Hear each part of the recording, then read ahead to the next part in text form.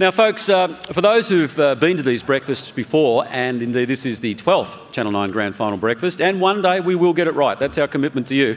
The one constant has been the scared, weird little guys. Now, they have been absolutely sensational.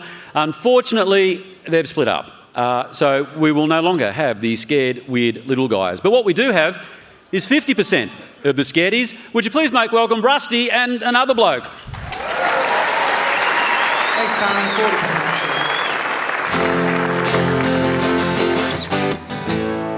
40%. Been a big year in footy. Lots of things happened so far. I was sitting in a pub when a bloke walked in. He pissed on a window and spewed in a bin. It was Fevola. F-E-V-O-L-A, Fevola. Just when I thought I'd never do another Fevola line ever again. Yeah, well, you know what? I saw him at the Pokies last night. At the Pokies? Yeah.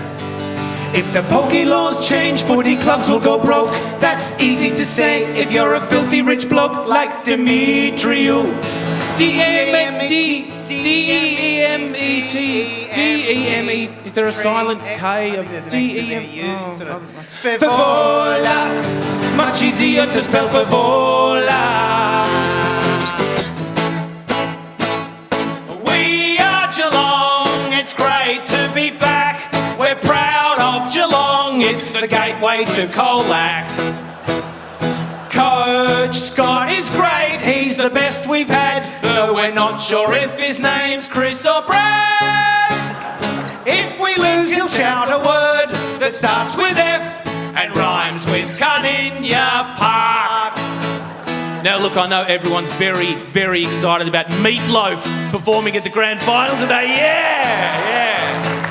Now, there's two reasons they got Meatloaf. Yeah, why is that, Rusty? One's to entertain, the other's to scare the seagulls away. Multi-skilling Meatloaf. You know, another thing you might not know about Meat is that he wrote a song specifically for none other than the Collingwood Football Club. It was a hot Melbourne night, Mick's ears were burning. Collingwood were hatching a plan. Mick had been there 10 years and hadn't won a flag.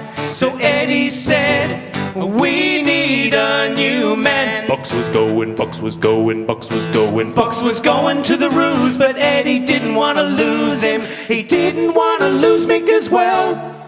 He said, Mick, have no fear, we'll give you 2 more years. With Bucks as your assistant, then Bucks will take over. And what will I do? You'll be director of coaching. What the hell's that? Look, we'll work something out. Involving game day tactics. Well, maybe a roll on the boundary. Or maybe I could sit up the back of the coach's box. I don't think Bucks would like that. Well, I don't care what Bucks thinks. Look, it's all gonna be perfect. The only thing that'll screw us is if we win back-to-back flags.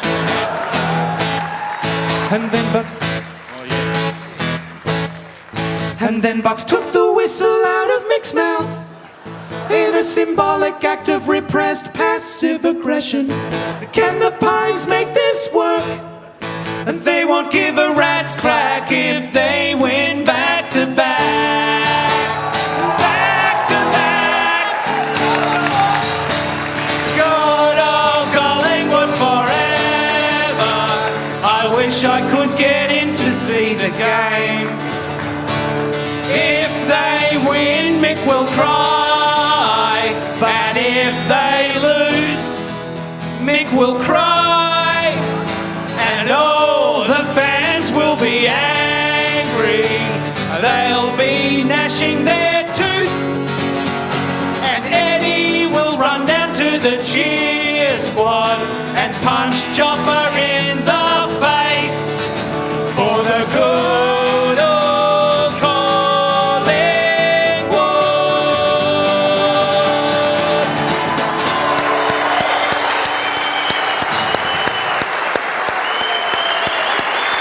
Very good. Thank you. Very, very good. No doubt about that. Just sensational. Now, Rusty, 2 questions. Firstly, who's your mate? He looks familiar. This guy over here, I don't know, I just met him on the street and dragged him in earlier. Right. Mike McLeish, ladies and gentlemen. Mike. Good on you, Mike. Sorry. Who's he talking to? Who are you talking to? You got a tip for today, Mike? What? You- Oh, you- sorry. All right, Heath Shaw says Cats by 3 goals. Sure thing. Thanks, mate. Good on you. Please thank them, Rusty and Mike. Thank you.